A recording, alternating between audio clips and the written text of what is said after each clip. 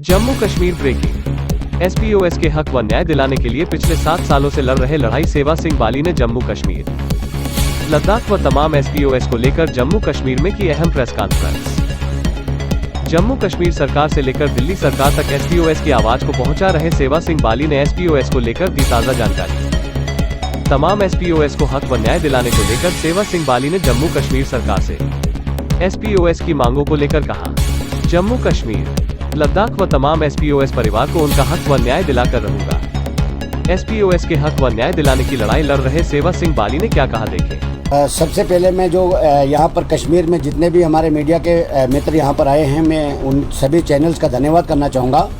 और मैं एक बड़े महत्वपूर्ण जानकारी आपके सामने शेयर करना चाहूँगा और अपील करना चाहूँगा कि जम्मू कश्मीर के एलजी साहब तक ये बात पहुँचे और उनसे अपील करूँगा कि इस मुद्दे पर वो ज़ाती संज्ञान लें।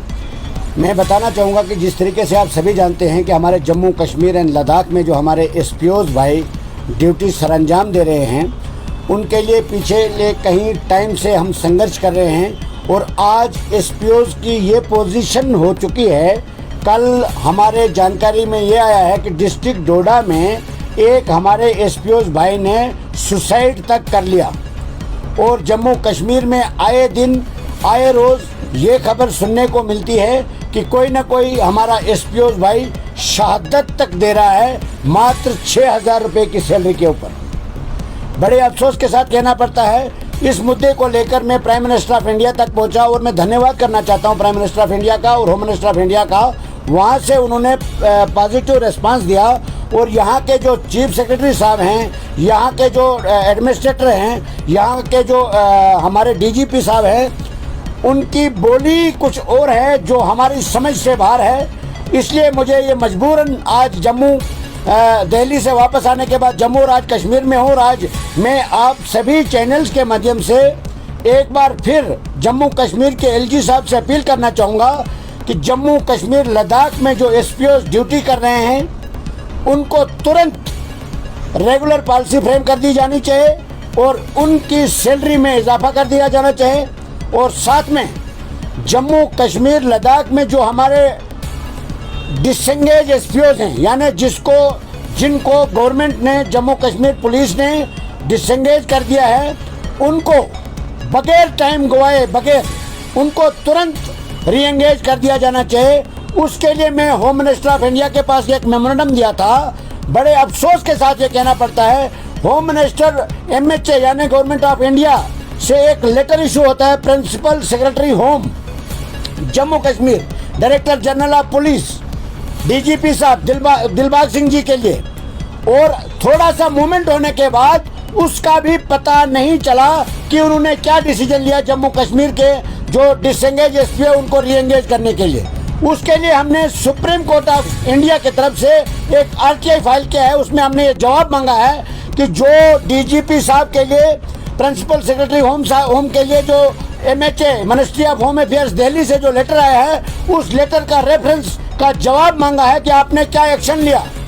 और उस रिप्लाई क्या हम इंतजार कर रहे हैं। जो ही उसका रिप्लाई आता है, जो भी जम्मू कश्मीर के पुलिस की तरफ से रिप्लाई आता है, अगर इनके हक में आता है कि इनको हम रीएंगेज कर देंगे तो बहुत बेहतर होगा। अगर ऐसा नहीं होता है, उसी आर्डर को हम सुप्रीम कोर्ट में चैलेंज करेंगे और सुप्रीम कोर्ट में पिटीशन फाइल करके ऑल जम्मू एंड कश्मीर लद्दाख में जो डिसएंगेज एसपीओज हैं, जिन्होंने अपने दौर में, अपनी ड्यूटी के दौर में कहीं कुर्बानियां तक दी है और बड़ा अहम रोल अदा किया, और आज वो सड़कों पे धक्का खा रहे हैं। शर्म आनी चाहिए हमारे जम्मू कश्मीर के एडमिनिस्ट्रेशन के लिए, खासकर स्पेशली डीजी साहब को शर्म आनी चाहिए।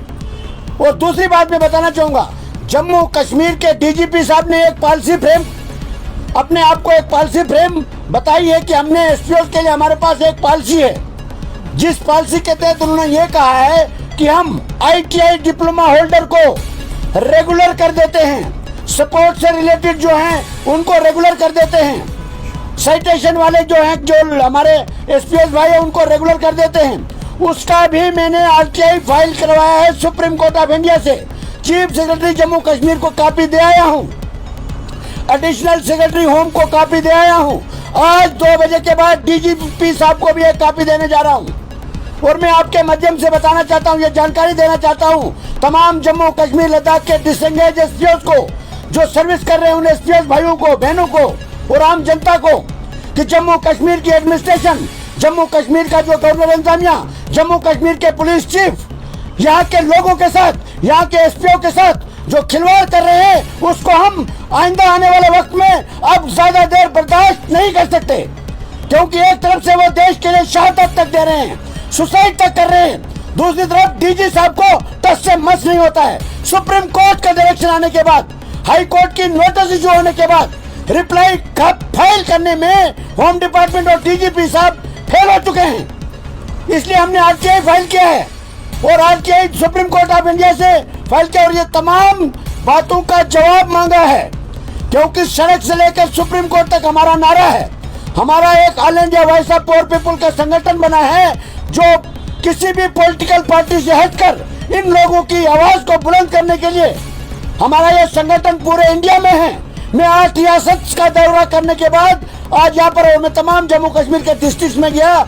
जम्मू कश्मीर के लोग अपने आप को लावारिस समझते हैं। यहाँ हमारे जम्मू कश्मीर के लोगों के साथ खिलवाड़ किया गया है।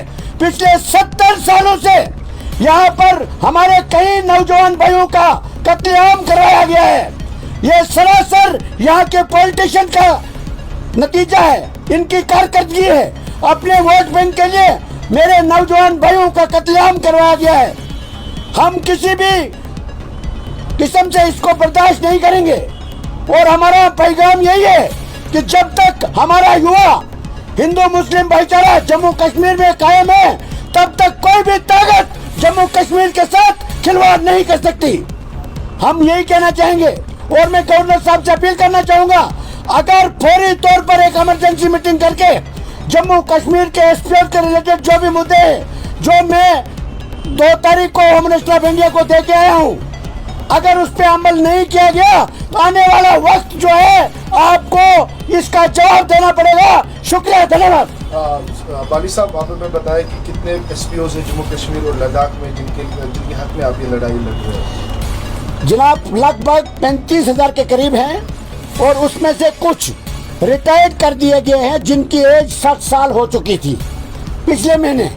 उनको भी 40 साल 39 साल सर्विस करने के बाद विदाउट रिटायरमेंट बेनिफिट, यानी उनको रिटायरमेंट का कोई पैसा नहीं दिया गया, उनको एक हार डाल के घर भेज दिया गया।